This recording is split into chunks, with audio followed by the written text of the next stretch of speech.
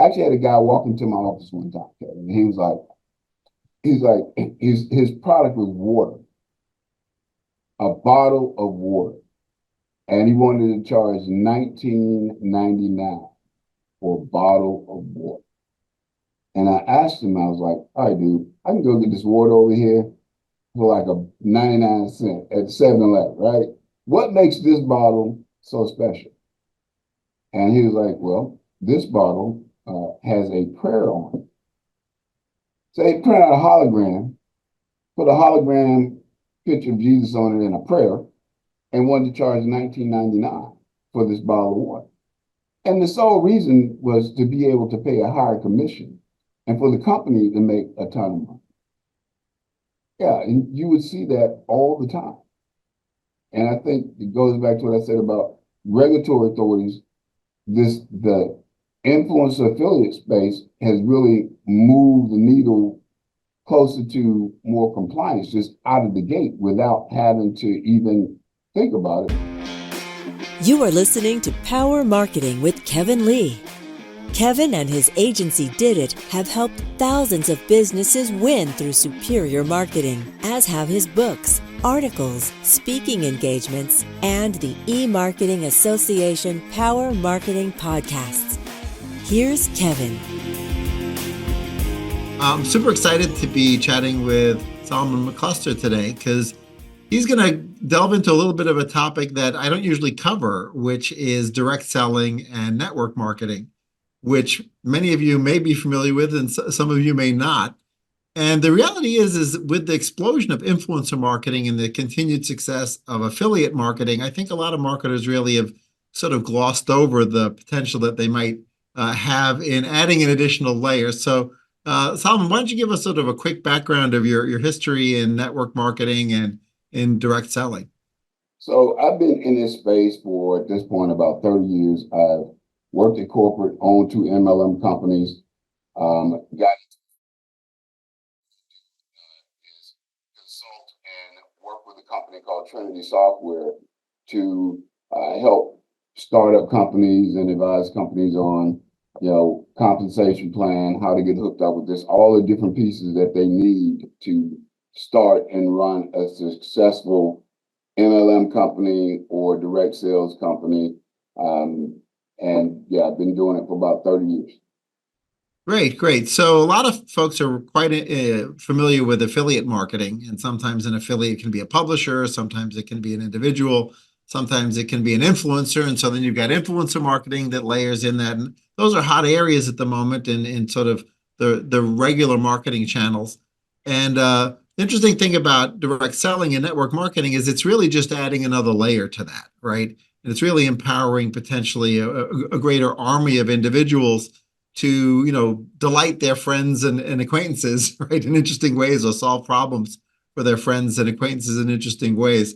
So how has that changed back from the early days of MLM companies, which tended to be almost door-to-door selling, right? Whereas now you've got this digital layer, this post-pandemic layer that people interact in social media and they interact online perhaps more than they do face-to-face. Yeah. So if you look back, say 10 years ago, you go back in recent 10 years ago, MLM was more belly to belly, having meetings, yada, yada, yada. Now, the funny thing about it is all of us do some form of social selling without even realizing that we do it. The difference in MLM or direct sales is that you actually get compensated for it and they incentivize that particular behavior. Now, if you want to take a look, and here's something that will prove my point right out of the gate. Some of you are old enough to remember a company called MCI. And MCI was a telecommunications company, right? And MCI had this program called Friends and Family. And when MCI came on the scene, you had your Ma Bells and your big phone companies. They weren't even worried about this little tiny company called MCI. But that friends and family program went something like this.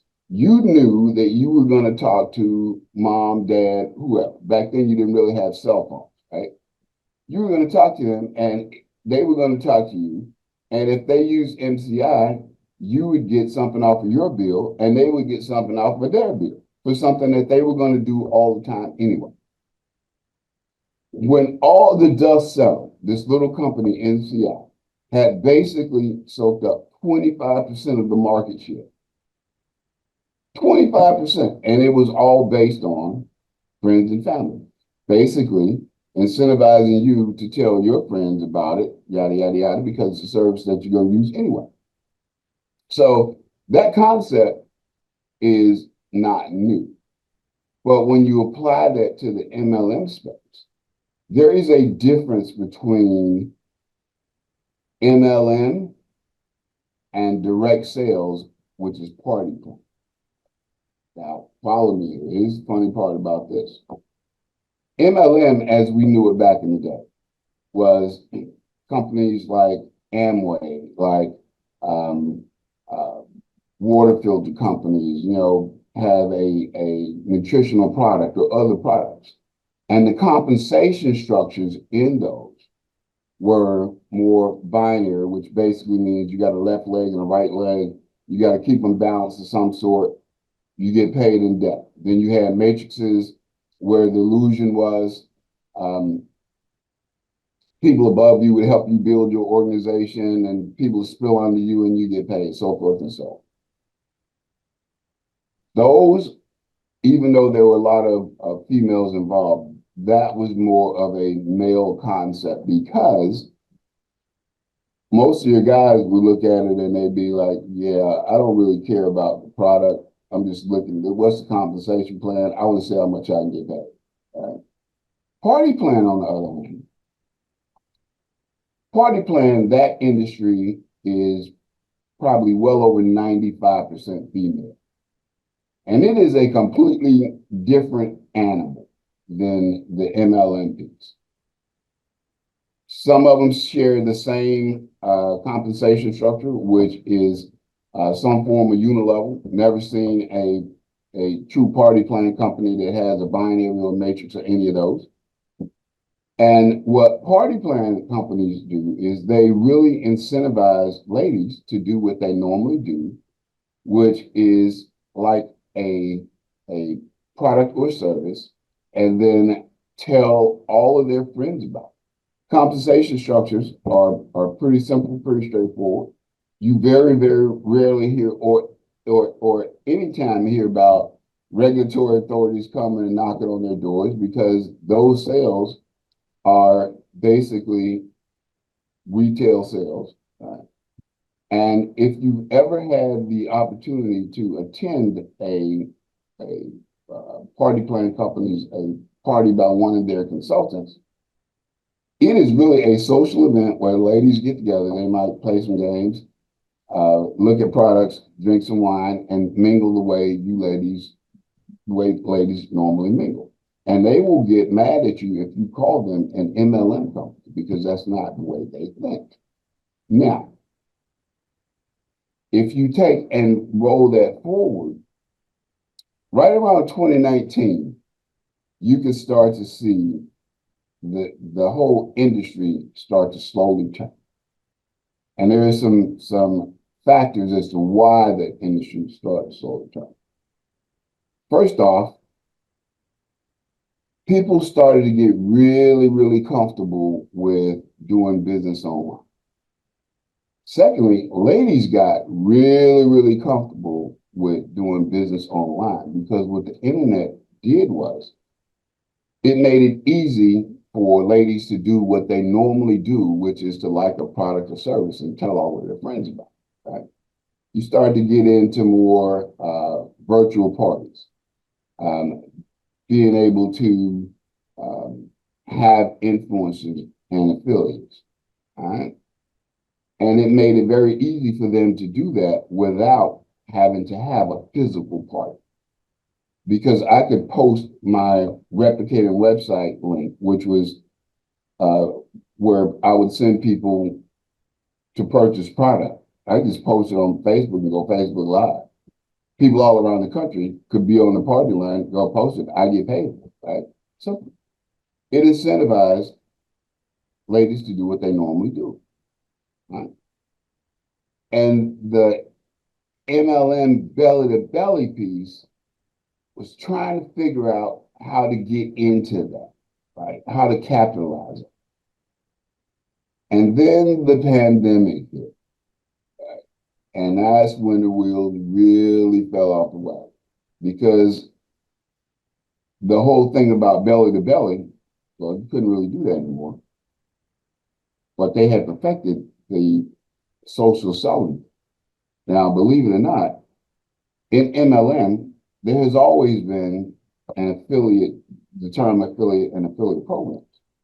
The difference was an affiliate in a conventional MLM company didn't earn money. They would earn points because they would recommend their friends, and they would earn points that they could then redeem for products or services, whatever MLM company. But at the same time, when the pandemic hit, more and more people stuck at home looking for ways to make some additional money. And also, right around that same time, there was a survey done where they asked high school kids and elementary kids what would they like to be when they grow up. And it wasn't doctors and lawyers, it was influencer and YouTube. Right? So you got this whole wave coming this way. Pandemic hits. And right around that same time, your influencers who have been building up all of these followers, they realized that this MLM thing have these things called replicating websites. And before that, if you were an influencer, let's say you were, influencing and you were recommending this coffee cup right here, you got a referral code, somebody purchased it, you push it down through your followers, somebody would go and purchase that referral code, you got paid for it. It was really just a one time, right? Right. But with this replicating website that these MLM companies, you got a URL that was tied back to you. So when you push that out to your 100,000 followers, you get paid the first time they go and make a purchase, and every time they go back and make a purchase. Because in the MLM world, if you're my customer, you're tied to me in the database. So every time you go back, I get paid. And also MLM companies had this thing called auto ship. So if it was a weight loss product, you get on auto ship, every month that product is being shipped to you. And every month I get paid for that if I'm an influencer. So it gave the influencers the ability to have a true residual income, what they didn't have before that, right? And that was when the whole influencer affiliate MLM thing really bubbled over and really sped up the change that was taking place. And also keeping in mind, kids already told you what they wanted to be when they grow up. Right? So now when you talk to some of these company owners, particularly the later company owners, you will hear two terms out of it. One is their top earner, and the other is their top distributor. And 99.9% of the time, those are not the same two people. Your top distributor is that person who's still trying to do old school MLM. Your top earner is that influencer or affiliate who has spent the time to build up a list of followers, has a presence on TikTok, Instagram, YouTube, right? They have absolutely zero interest in building an organization because they already built their followers. You would be hard pressed. You find a TikTok that's got 100,000 followers. You'd be hard pressed to find an MLMer who has 100,000 person downline that these people actually follow them. These people actually know them, whereas influencers, totally different animal. So when they push that button, They're just looking at making a sale, which, oh, by the way, is what the regulatory authorities have been trying to push the MLM business model, direct sales business model, to be customer driven forever and a day. Right? So this whole vertical over here with your influences and yada, yada, yada, from a company standpoint, they're making you more money with way less headache. Because if you're a direct selling company owner and you're strictly doing MLM, you are in what I like to call the adult babysitting business, because you have all these egos and yada, yada, yada over here, whereas over here you don't. People make income claims and all this other stuff over here. Regulators are come knock on your door. Over here, they're not. The culture of people coming up behind all of this already think influencer. They already think affiliate. People are already looking at products and services that they like, and they're telling people about it. And you would be hard pressed, if you think about it right now, you'd be hard pressed to go into any establishment that provides a product or service that does not have a refer a friend program, right? Because people do it all the time. They just hadn't been getting paid for it. So when you understand, where it came from and where it's going and where it's at, I don't see it changing or turning around. And so much so, typically here at Trinity, at any one given time, we'll have somewhere between 80 and 125, right? We provide MLM software. We provide direct sales software, Party Plan software. We integrated with Shopify. And Shopify is another big influence on this.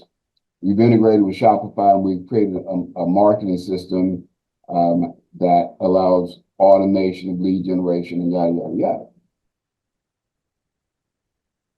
Very rarely now do I have anybody come through my door that is doing conventional MLM. It is all affiliate referral marketing, paying down 1 or 2 levels.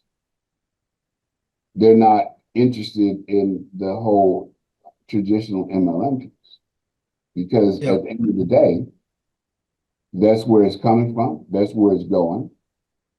People have lost interest in these compensation plans where you need to have a mathematical degree and understand trigonometry to figure out how you're going to get paid.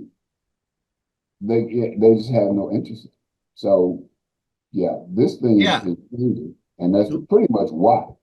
Yeah, one thing that I really take from that, you describing that evolution, is that, in the old school belly to belly, right? It wasn't about the content; it was exclusively about the product, right? Now, in an influencer environment, right, the influencer is probably only talking about the product maybe 3 or 5% of the time, whereas 95% of the time they're talking about other stuff. They're doing interesting things. They sort of letting people in on their life and their journey and their adventure. And then every once in a while, like, okay, a product shows up, right? And the product will get pitched at that point in time, but it might even be very heavily integrated into the story. So it feels much more natural. Right? It was a rare person in the belly to belly environment who could sort of integrate it into their life in a natural way that didn't feel forced. Whereas now, when it's the person who's a, charismatic content creator already, right, and has built their success on entertaining their friends, right, as the primary thing, the product's coming along for the ride. It just sort of feels more natural. It seems like that paradigm shift is pretty significant. Oh yeah.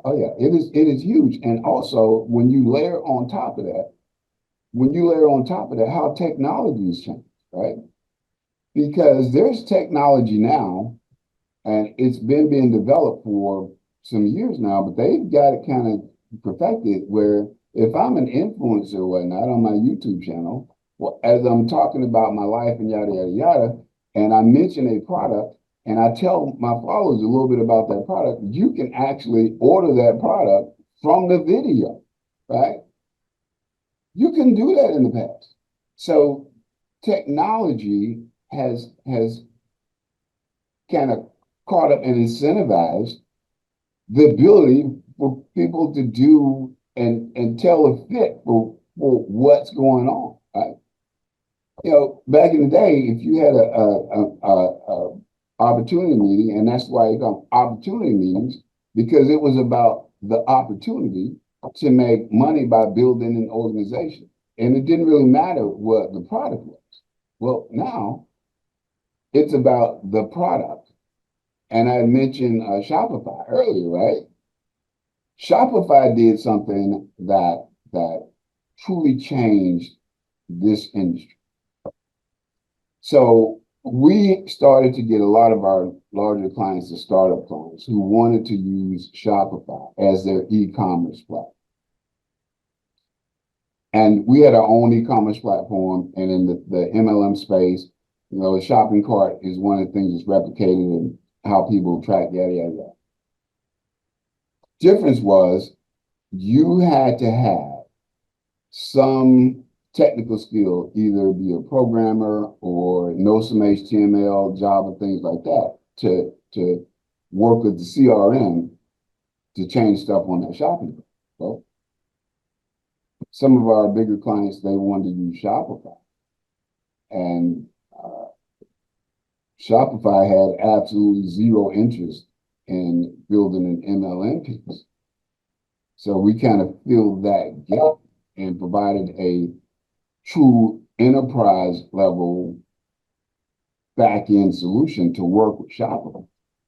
And what Shopify actually did was, one of the hardest things for you to do as a startup MLM company is to get a merchant account, right? Because you got basically no business history for this new business that you're trying to start. And most people think with a merchant account, when something sells from my replicating website or I sell a product, that's my money. No, that's not your money. That's Visa, MasterCard money. And they look at it as though they're giving you a loan because people have a certain amount of time that they can come back and do a chargeback. Right. So the process of having them open up your financials with a microscope, when Shopify came along, kind of went away because you can actually use, unless you're doing like a CBD product or something like that, you can use Shopify, their merchant providers. And you can literally go and get a template and do WYSIWYG, which is basically drag and drop, set up your store, be in business for basically $29 a month without having to pay thousands of bucks to get a website done, without having to go through the whole rigmarole of merchant provider, yada, yada, yada. So that whole boom over there really affected how the MLM space, from a getting into business standpoint, started to take off. And you couple on top of that, they're targeting influencers and whatnot. They're targeting affiliates. They're keeping it 1 or 2 levels deep instead of going 3 levels or more deep. Yeah, this thing ain't turning around and coming back, Kevin. It is on a trajectory that is, I don't think it will ever come back to what it used to be, because I think at a certain level, even if you take the culture piece, the way people think now and what they've gotten used to, and you take the regulation piece of what the FTC has been trying to enforce over the years, the way this industry is heading now is kind of prove the FTC right. Yeah, and I think if it tried to shift back to what it was, where it was more about making money versus the sale of a product or service, those companies that would try to shift it back, yeah, I think the FTC would have a field of it. Yeah. Absolutely. Got a follow-up question to that. I know that in the affiliate space, one level, old school affiliate space, and in influencer marketing, there's a big focus on compliance because the FTC wants a high level of transparency with regards to the fact that, you're being compensated for mentioning the product. do you find that the training around compliance has become an important part of sort of deploying the software and deploying an MLM business for your clients? Do they have to invest in that training and send the people through the training so that they don't make a mistake there? No. Actually, it's the opposite. It is the opposite because now with referral marketing, affiliate marketing, and social selling, key word in that is selling. No, it is all about for them selling a product or service, building up that customer base, right? And they're not out making income claims to recruit people to help them build up that customer base.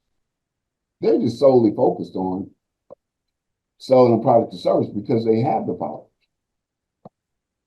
Versus on the MLM side, earlier when I said it was more about building an organization than it was about the product, therein lies the problem. And therein lies, hey, Kevin, you know, if you use this cell phone, man, and you tell your friends about the cell phone, hey, you can make a lot of money. As a matter of fact, I made $10,000 last month just telling people about the cell phone.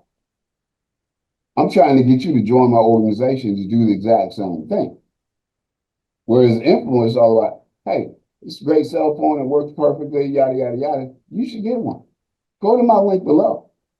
They're not trying to recruit you to make money off your sales, to sell that cell phone. Right. All right.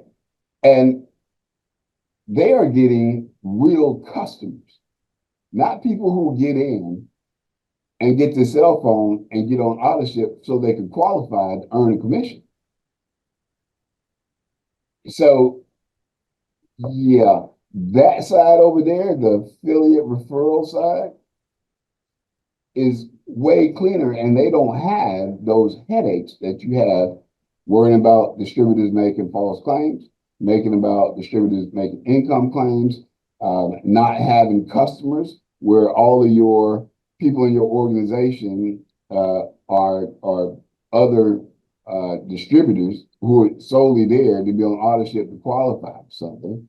Right? So compliance on this side, that's a piece of cake. Yeah, I mean, Compliance they still want they still want some compliance, Oh yeah, with regards to they're gonna have some compliance that you're gonna agree to in the terms and conditions and use of service, yada yada yada. Right. But those compliance things are not at this stage something that they have to truly enforce like cutthroat that they had to do over here. Right. Because on this side, they want something like this.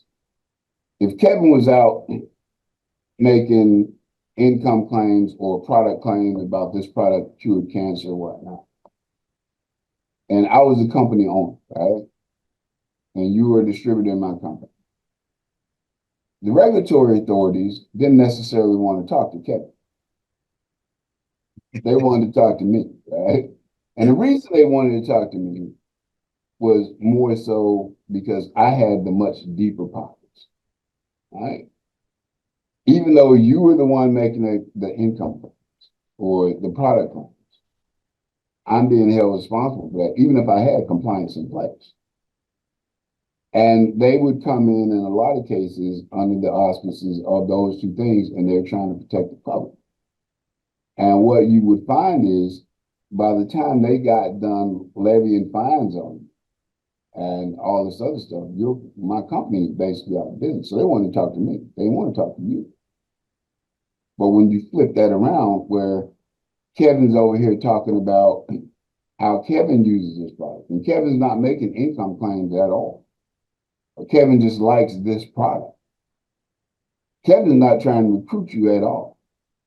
Kevin is just making a product recommendation.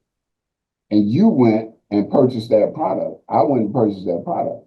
I'm not trying to recruit you any of them. So yeah, there's still some compliance things over here, but that compliance pitfall pot on this side is about 10 feet deep. The one over here is probably, I don't know, 10 inches deep.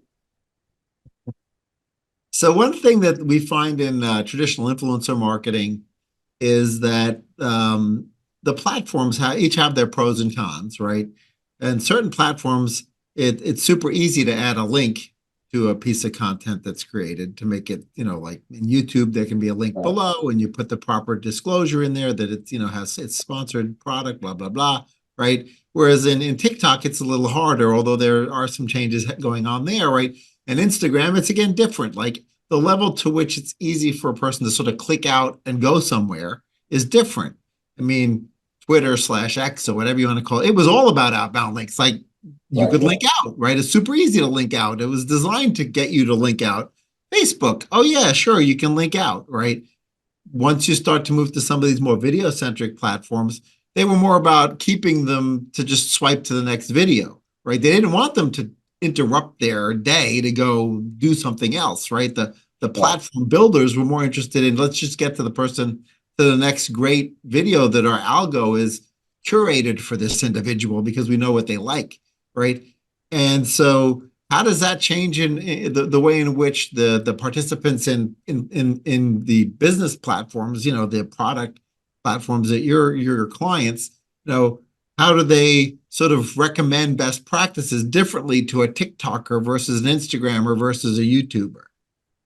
Well, understanding that a lot of your MLM direct sales, enterprise class software, because of Party Plan, specifically because of Party Plan, they had already been working on, through APIs, integrating with these other platforms, your TikToks, your Instagrams, your Facebooks, and yada, yada, yada. And that was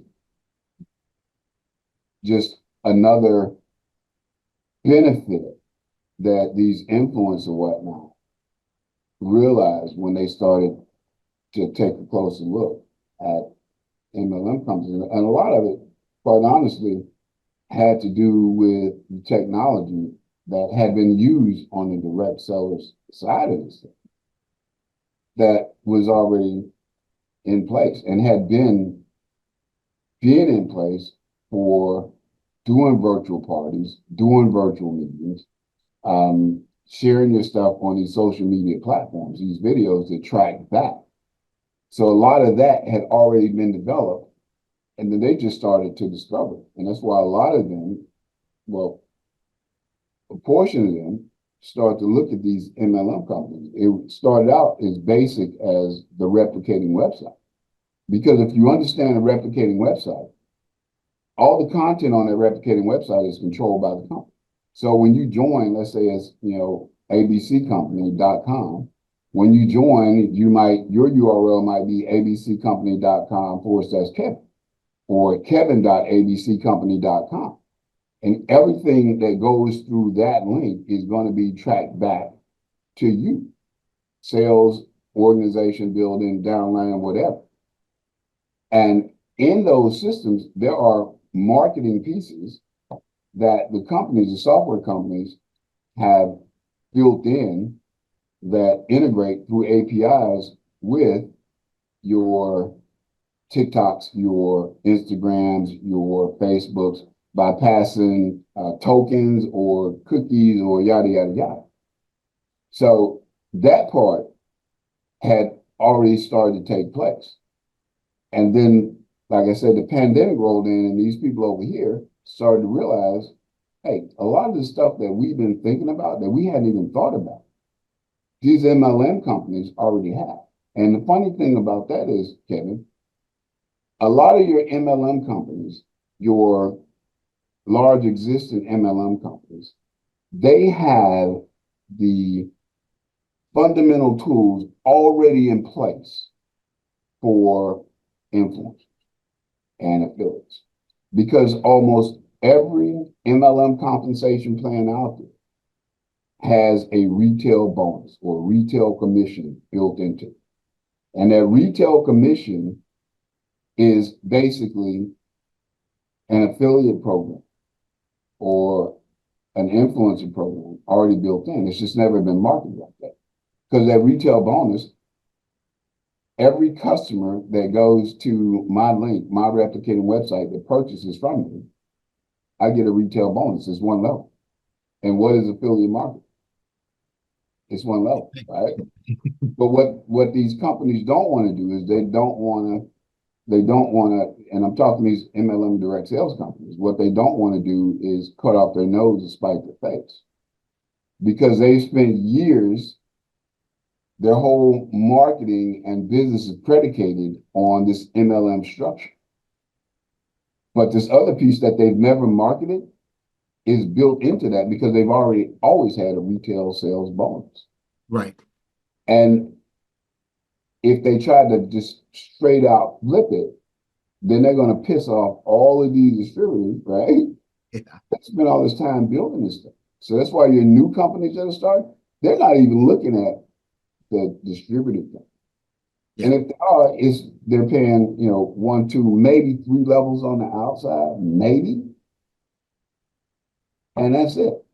Yeah, the other thing that I think has been a big transformation that I've seen, and again, I haven't done a deep dive on it, so I'd love your perspective, is that it used to be that a lot of the products or services, but primarily products that were sold via MLM were sort of overpriced in order to bake in really big payouts for the entire, the entire structure. Whereas now it's a more reasonable sort of pricing parity to something you would see at a drugstore or a supermarket. And now it doesn't feel like this big pressure sale, right? Where, you sort of get the feeling like you're being taken advantage of, right? Because there's all this margin baked in to support that infrastructure.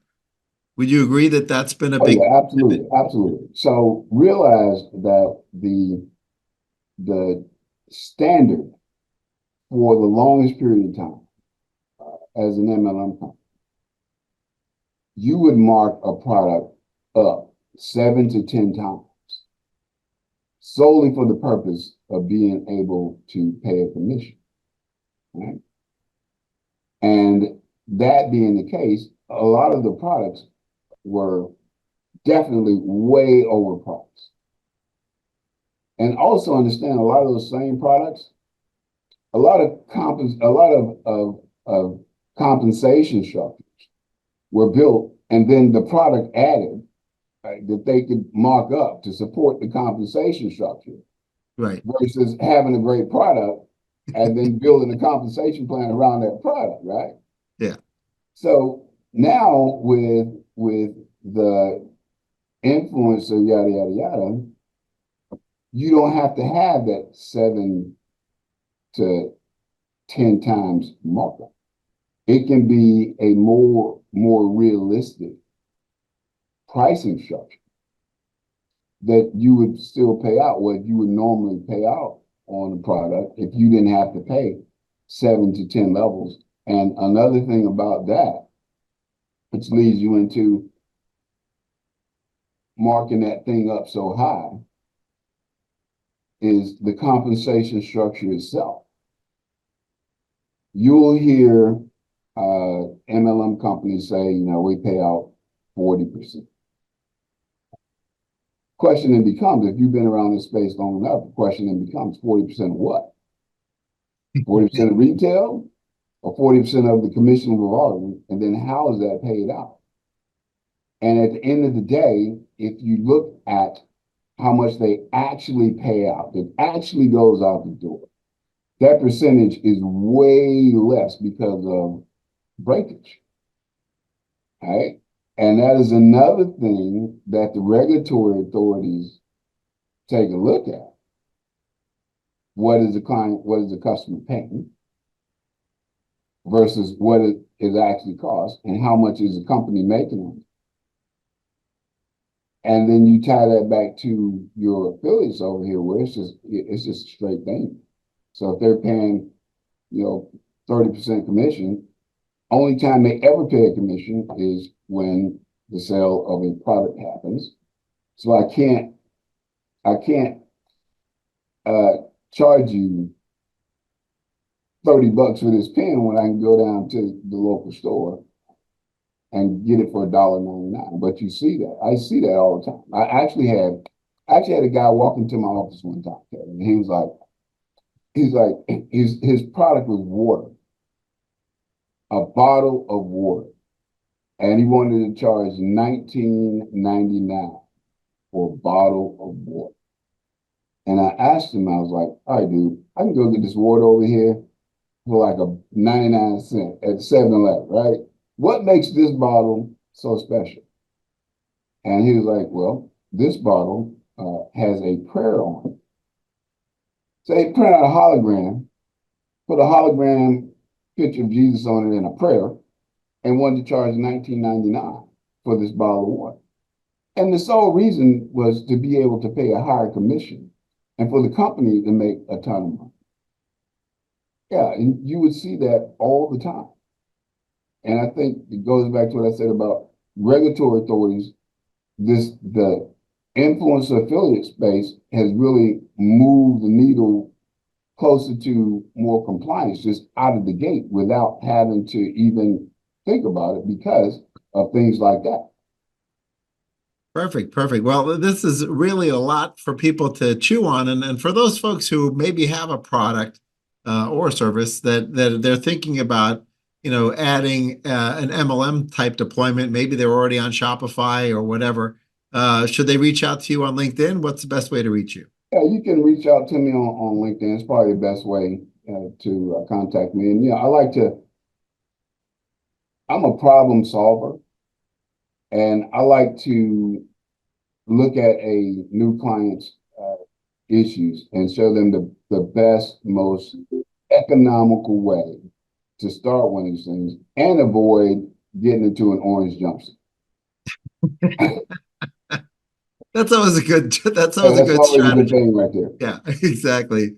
Well, thanks so much for joining me, and I look forward to keeping up with your business and your software and your deployments. Very cool. Yeah, thank you for having me, Kevin. Kevin Lee's Power Marketing is available on all your favorite podcast networks. Kevin loves helping businesses excel at marketing. Having marketing challenges? Just like Santa in the Miracle on 34th Street, if Kevin can't help you, he'll know someone who can. Find him on LinkedIn, subscribe, or follow.